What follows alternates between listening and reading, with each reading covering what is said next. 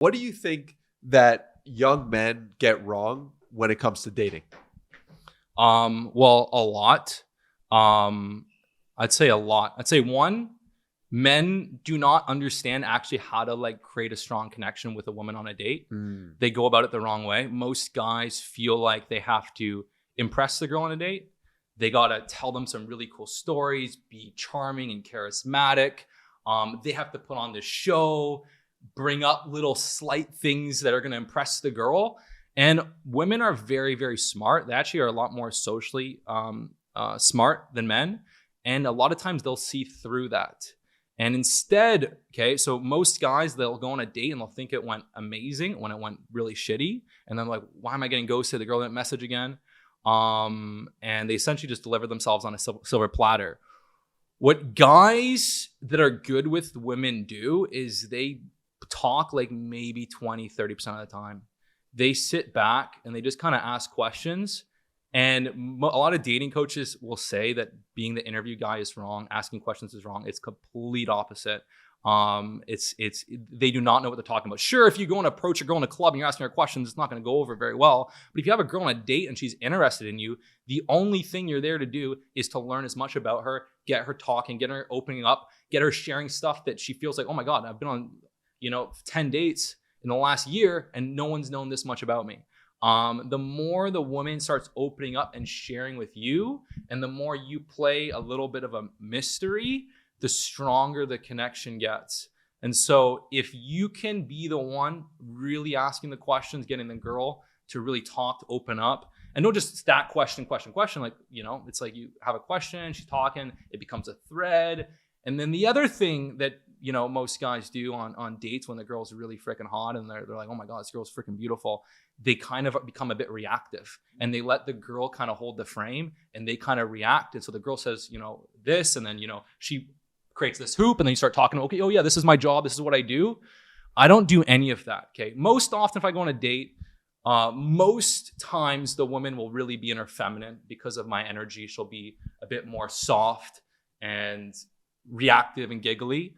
But sometimes, if a girl's just kind of has a bit of a harsh energy and wants to test, I will take over the frame and I'll ask her some question. And then sometimes she'll try and throw it back at me and I'll just stop like, hey, 1 second, like I'll order a drink and I'll keep breaking it down, right? I'll keep kind of creating these little micro breaks that force her to enter my frame, because women, like the natural dynamic between men and women is for the man to lead.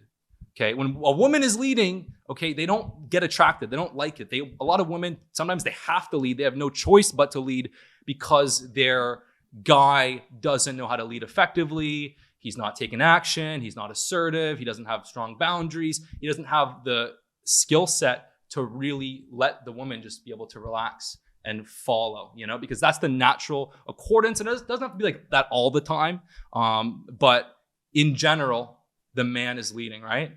And so you want to be in a position where, you can hold the frame.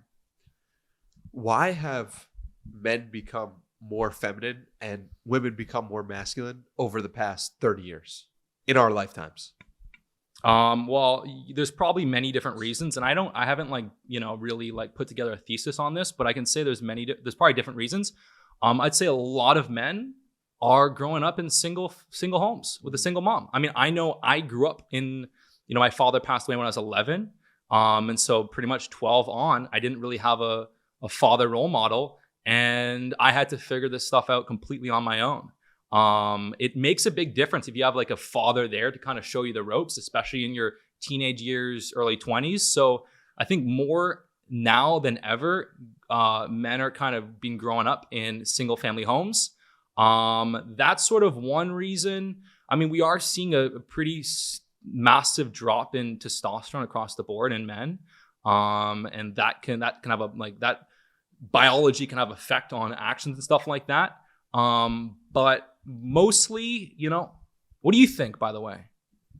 I think there's so many different factors out there. One of them I would say is education. And we've put education on a pedestal for women. And so women become more and more educated, and thus it is leading to a society where women are outpacing men in education, but now they're seeking for there's Well, you know what? I will say, I'm pretty sure as far as the research I've seen, women in like their, late 20s, early 30s are outperforming men in their late 20s, early 30s in the job market. yeah. That's true for the majority. I mean, at the very top echelon of success, I believe you do see more men in still outperforming. But there's different variables for that. But even like in our culture, TV shows and movies, what we're seeing is very, very different. The male-female dynamics you see in TV shows these days are very different than what it was 30 years ago. So there's different sort of reasons for what's going on. Yeah.